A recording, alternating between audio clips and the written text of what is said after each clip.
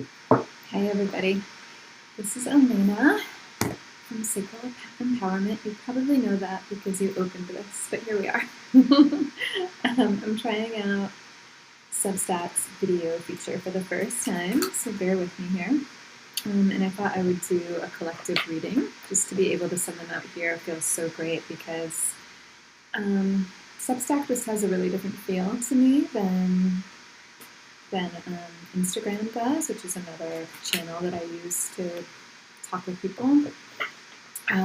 But man, for years and years and years, I haven't really liked Instagram anymore. And who knows? I mean, all of these social media things, do they all have to go to the dark side? Or they all get played out at some point, right? I feel like Instagram has kind of an energy about it that's just very AI. It's very promotion based, and Substack still has kind of like an artsy vibe. It still has a little bit of a even if people are selling their services, which is awesome, it still has a I'm sharing something from my heart kind of a vibe, which I'm really all about. I just saw a beautiful hawk outside my window and flying by as I said that.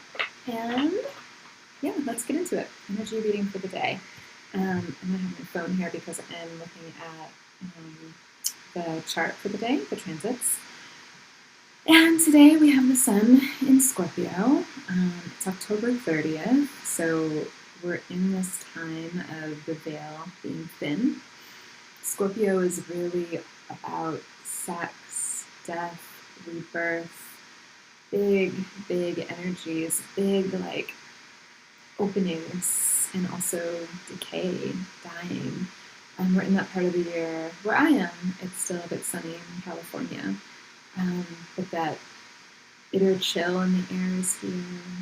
The leaves are crunching under our feet, and of course we're at that time when the veil is thin, and where you can do, I feel like, a lot of really intentional ceremonial work with your ancestors because their energy is so close. So even doing something small to honor your ancestors is so beautiful at this time. They can really feel it. The communication is right there. So for me, my grandfather died a few years ago, and he would go to McDonald's every day and get a coffee and start the day with his friends, with other churchgoers. And so I want to get him McDonald's coffee to honor him and put it on the altar, and then make his favorite spaghetti recipe. He's Italian, and it was passed down through his lineage. So those two things just feel really important. He loved to eat. He loved pleasure that way.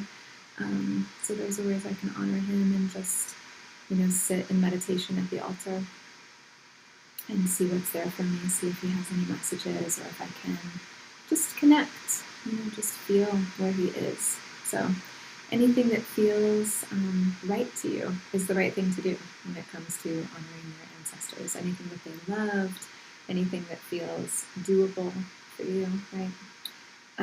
So today the moon is in Aquarius, and the aspect that really stood out to me for the day, and this is a long-term aspect, but it is exact right now, which means we're really feeling the potency of the energy, is that we have Jupiter in Cancer, and we have Chiron in Aries.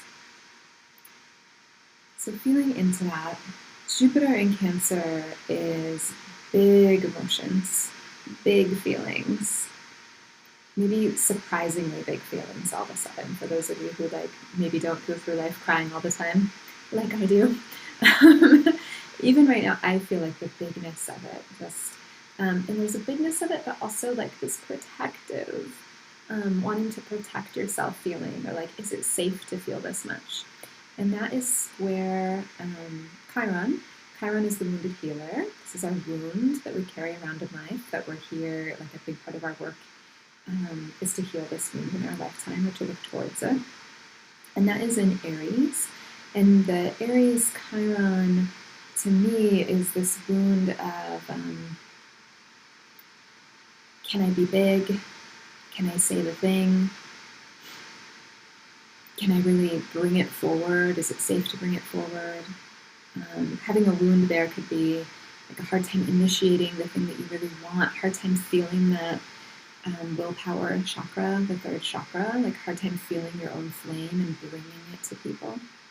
So when these two energies are square, I feel kind of like this combustive yet internal energy, like that friction that we feel, like, oh God, the emotions are really big, but like, ah.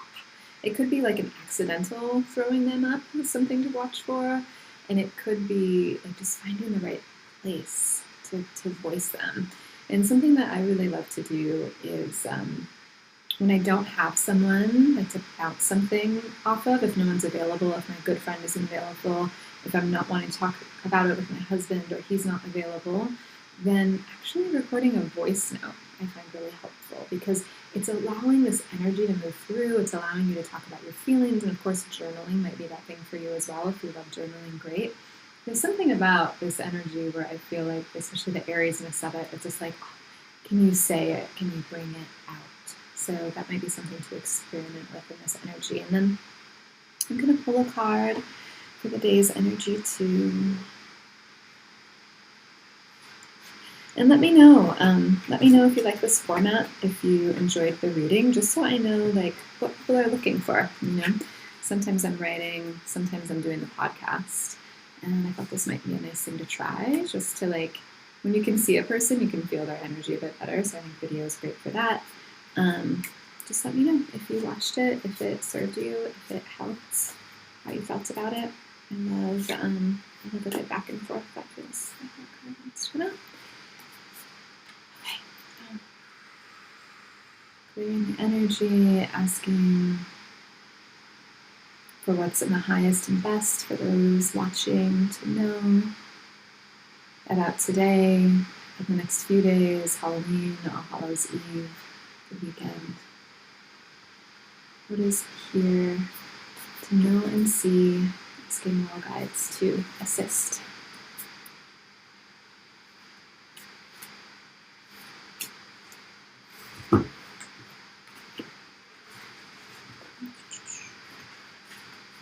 This is always the waiting game of the reading. It's maybe two cards and one card. Yeah, so the card that I drew, look at this card too. Wait, the card that I drew is, I drew the Emperor and I drew the Father of Cups. I don't know if you can see those well because the lighting is kind of crazy midday. I drew them both reversed.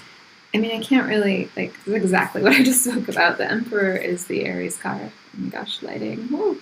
The Emperor is the Aries card. It is the card of the will, of the I do, of the I feel myself, and I'm doing it. I'm going for it. I have the strength. I am like the king, the master of my own domain, and I'm moving into the world with my energy. And when it is upside down like this, when it's reversed, that's like when we're blocked from just doing it. Like we're overthinking, we're overcompensating, we're overfeeling. We're not truly in ourselves and just in that calm, centered, powerful place. Right use of power, I'm going for it. And then the Father of Cups, cups are the emotional suit. So cups, emotions. The Father of Cups is someone who's really sturdy in her emotional body. Someone who is just like, yeah, I'm a Cancer and that's okay. Like forgiving yourself for the depths and intensity of your emotions. So it makes me feel like there's a layer here of like, I'm having big emotions. I don't know exactly how to be with it. I'm judging myself for even having them. Like, should I even be feeling this way? Like that layer of shame and judgment. So these cards are asking us to, I think the way out of that shame and judgment is to come back to that centered part of self. Easier said than done, right? But coming back to that centered part of self who knows what you need. In what ways do you know what you need right now? Even if they're simple. So take a deep breath. We can do this here together. Sigh it out. A couple more deep breaths. Hand on heart if that feels good. And let's put a hand on the third chakra.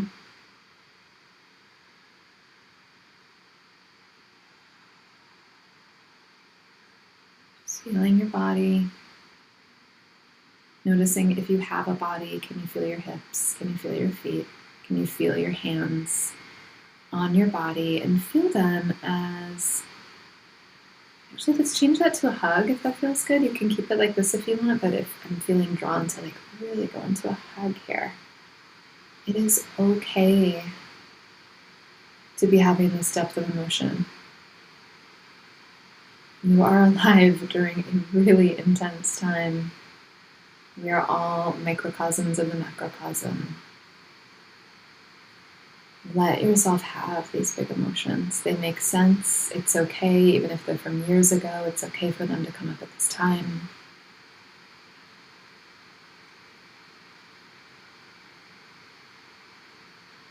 And let yourself really feel your heart for a moment. What's there? What are these emotions? Give them some space and some room.